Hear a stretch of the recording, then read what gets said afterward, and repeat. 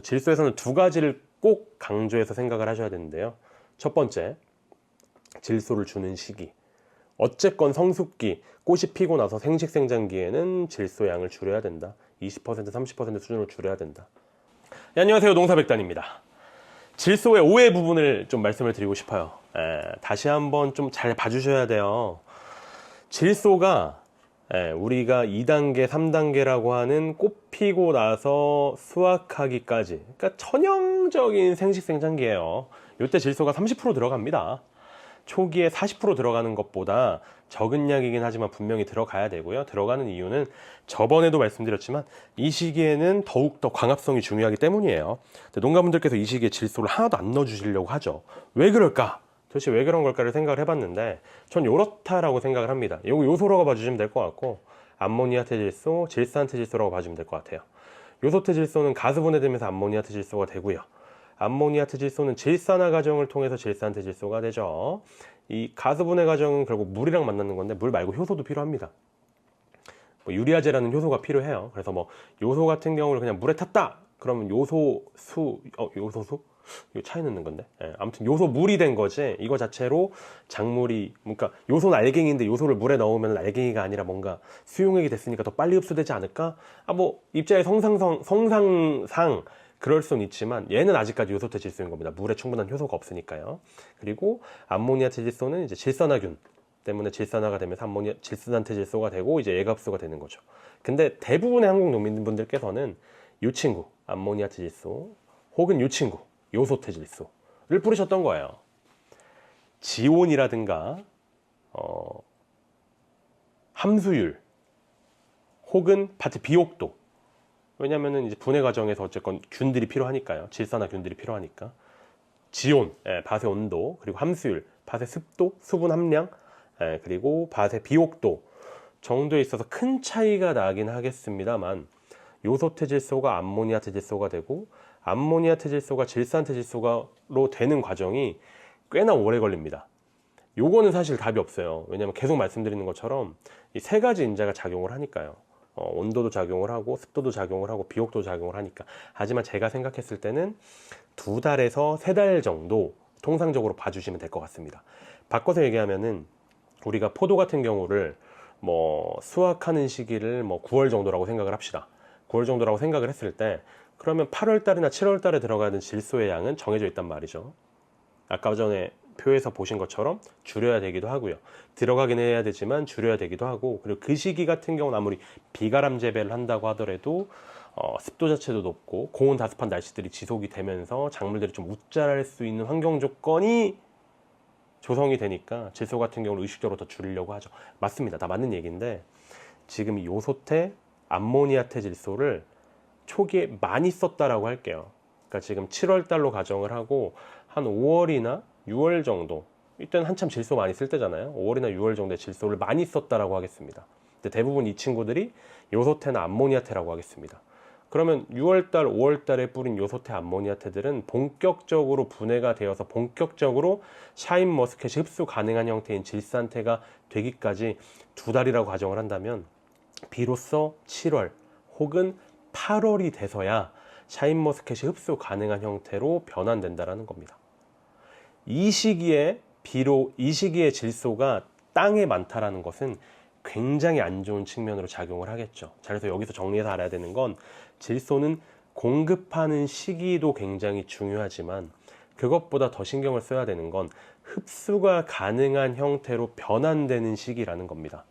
질산태 같은 경우는 뿌리자마자 용해가 되자마자 샤인머스켓이 빨아먹습니다. 그러니까 지금 7월 달에 10kg을 줘야 된다고 했을 때 7월 달에 10kg 질산태 질소 주면은 녹음만큼 빨아먹는다는 거예요. 7월 달에 10kg 질소 줘야 되니까 7월 달에 10kg의 요소를 줍니다. 이 요소는 7월 달이 아니라 9월 달, 더 늦게 또 온도가 낮아지게 되면 10월 달, 물때기를 시작하면 더 안 녹으니까 10월 달 돼서야 이제 나무에 빨아먹을 수 있는 형태로 변환된다는 거거든요. 그러니까 맞는 패턴이 아니라는 거죠. 그래서 질소에서는 두 가지를 꼭 강조해서 생각을 하셔야 되는데요. 첫 번째, 질소를 주는 시기. 어쨌건 성숙기, 꽃이 피고 나서 생식생장기에는 질소 양을 줄여야 된다. 20%, 30% 수준으로 줄여야 된다. 두 번째, 흡수가 가능한 형태, 바로바로 흡수된 형태의 질산체질소로 공급을 해야지 질소가 계속 토양에 집적이 되면서 쌓이는 현상들, 그리고 이게 나중에 질소가 빵 터지면서 샤인머스켓 잘 안 익어지고 웃자람 심해지고 도장이 심해지고 그런 증상들을 미연에 방지할 수 있다라는 부분을 꼭 신경 써주셔야 됩니다. 이런 부분들은 또 사진으로도, 뿌리 사진으로도 훨씬 더 잘 보실 수 있는데요. 이제 질산태질소를 준 이제 포도나무의 뿌리, 요소태질소를 준 포도나무의 뿌리입니다. 그러니까 질소가 흔히들 이제 우리는 지상부 쪽만 말씀을 하시는데 이제 뿌리 쪽에도 굉장히 큰 영향을 끼친다라는 점 다시 한번 말씀을 드리고요. 질소 같은 경우는 여기 보시는 것처럼 수확량을 증가를 시키고 내병성을 조금 떨어뜨리고 착색도 조금 떨어뜨리는 거 보실 수 있는데 당도 부분을 보셔야 되는 게 아무것도 안 준 거 0.5%, 1%, 1.5%의 질소를 공급을 한 건데요. 보시면 아시겠지만 총 환원당, TSS라고 부르는 토탈 솔로블 솔리드는 총 환원당 자체 함량이 증가하는 거 보시잖아요. 질소를 줬기 때문에 당도가 증가했다는 게 아니라요. 정량의 질소를 주게 되면은 당도가 증가한다는 겁니다. 다시 처음 얘기로 돌아가는 거죠. 질소 같은 경우는 2단계, 3단계 20에서 30%를 공급을 해야 된다. 20에서 30%를 공급을 해야만 당도가 높아진다라는 거고, 그 당도를 높이기 위해서는 질소를 시기에 맞게 정량을 공급해야 되니 그 분해가 늦고 흡수가 늦은 요소태나 암모니아태가 아니라 질산태를 사용을 해야 된다라는 점을 꼭 이해하고 넘어가셔야 합니다. 예, 다시 한번 읽도록 할게요. 요소태질소, 암모니아태질소, 질산태질소가 있는데 이 과정을 통해 가지고 이제 분해가 되는 거예요. 그래서 흔히들 우리가 이제 비유해서 얘기할 때 요소태질소 같은 경우는 나락 정도로 이해하시면 될 것 같고, 암모니아태질소 같은 경우는 그냥 현미 정도 이해하시면 될 것 같고, 질산태질소는 햇반 이해하시면 될 것 같습니다. 제일 빨리 흡수하고 제일 빨리 먹을 수 있잖아요. 근데 문제는 이제 제일 비싸겠죠, 또. 근데 또 이제 말도 안 되게 비싸지 않으니까요. 질산태질소가 잘 포함이 된, 꽤나 높은 함량으로 포함이 된, 또 질산태질소만 다 쓸 수는 없습니다. 가격도 그렇고요. 이제 뭐 또 질산태랑 암모니아태의 적합한 비율도 존재를 하니까요. 그래서 질산태랑 암모니아태질소가 잘 섞여 있는, 질산태질소 비율이 높은 형태의 복합 비료를 잘 선택을 하셔야 된다. 그 부분 같은 경우는 또 이제 야라밀라 정도, 야라밀라 정도로 저희가 또 정리해서 말씀드릴 수가 있겠죠. 나머지 또 질소의 효과나 뭐 중요한 점 같은 경우는 저희가 또 너무 많은 영상에서 다뤘으니까요. 또 똑같은 얘기 계속 들으시면 또 지겹잖아요. 그래서 뭐 그런 거 다른 영상으로 또 대체하도록 하고, 질소 부분에서는 그런 오해가 있었고, 후기의 질소를 아예 안 주면 안 되는 건데 아예 안 주는 그런 오해들이 있었고, 그런 오해들은 질산태질소로 다시 한번 좀 푸시기를 바라면서 이 부분 한번 보도록 하겠습니다. 이 사진이 사실 제가 아까 전에 말씀드렸었던, 뭐 농가분들이 말씀하셨을 땐 바이러스성 결핍 박테리아, 끔찍한 혼종이죠. 이 바이러스라는 건지 결핍이라는 건지 박테리아라는 건지 모르겠습니다만, 농가분들께서 바이러스성 결핍 박테리아 뭐 이렇게 많이들 말씀하시더라고요. 이게 한 4에서 7엽 정도, 신초 4에서 7엽 정도에 발생하거든요. 굉장히 어린 시기에 발생을 하는 거죠. 그래서 제 체감상은 이제 샤인머스켓에 수액이 돌고 관주 시작하고 나서 거의 뭐 한 달도 안 돼가지고 막 이렇게 이런 친구들이 발생을 하는 것 같은데, 이런 친구들한테도 샤인머스켓이 착과가 되더라고요. 착과가 됐을 때 대부분들이 과중을 한 300g, 400g 정도밖에 못 달았고, 또 특이하게 당도 부분은 그렇게 크게 빠지지 않았는데 어쨌건 과중 부분이 크게 빠지는 착과 샤인머스켓들이 생기더라고요. 이런 잎 때문에. 그럴 수밖에 없는 게요, 이런 잎이랑 건강한 잎이랑 광합성 효율 정도를 재보면요, 건강한 잎이 726 정도 나왔을 때 이런 안 좋은 잎은 한 682 정도밖에 안 나오는, 광합성 효율 자체가 굉장히 크게, 이게 광합성 효율 재는 기계거든요. 광합성 효율 자체가 크게 차이가 나니까 나중에 당도 부분보다는 과중 부분에서 크게 많이 빠진다라는 거였어요. 이런 부분이 왜 생길까를 생각을 해보면 논리적으로 사실 굉장히 어린 시기잖아요. 그러니까 수액이 돌기 시작하고 나무의 그 체내에서 전류가 되는, 양분들이 전류가 되기에는 굉장히 짧은 시간이란 말이죠. 그러니까 이 친구들은 이제 새뿌리가 뻗어가지고 새뿌리에서 양분과 수분을 열심히 흡수해가지고 잎한테 주는 걸로는 에너지를 못 받아요. 양분을 못 받아요.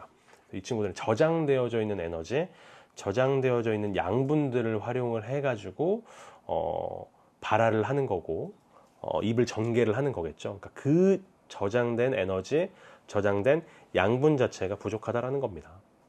실제로 샤인머스켓에 대부분의 양분들은 가을에 이제 저장됨으로써 이른 시기에 신초들은 입정계에 도움을 많이 받는 건데, 이게 지금 충분히 확보가 안 됐다라는 거죠. 이게 충분히 확보가 안 됐다.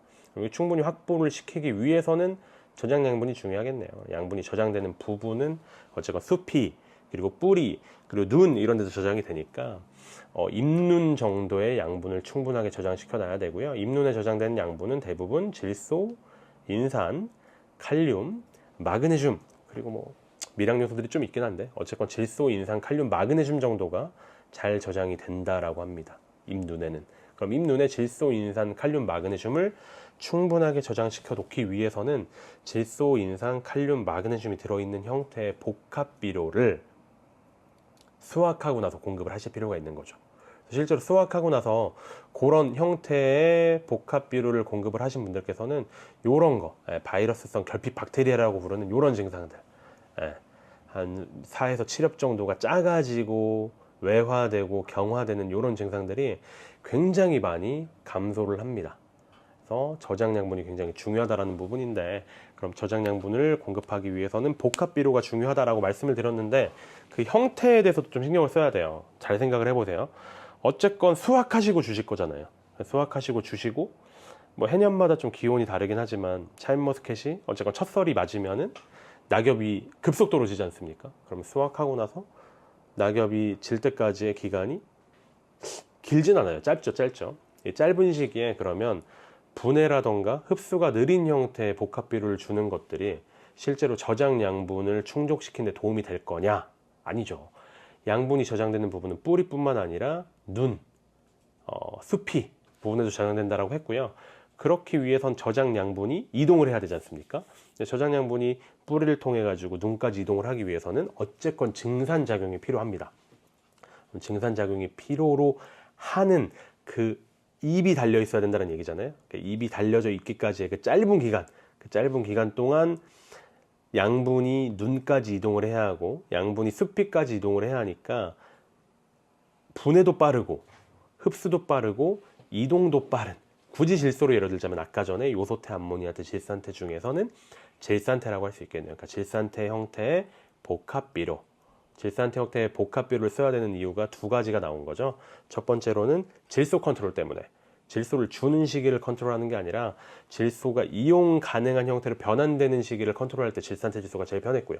두 번째로 짧은 시기, 수확하고 나서 잎이 낙엽 질 때까지의 그 짧은 시기 동안 저장되어지는 양분들이 잎눈이나 숲이로 이동돼야 되기 때문에 그 짧은 시간 동안 이동의 효율과 흡수 효율이 제일 좋은 건 바로 질산태 질소였으니까 이 두 가지 형태.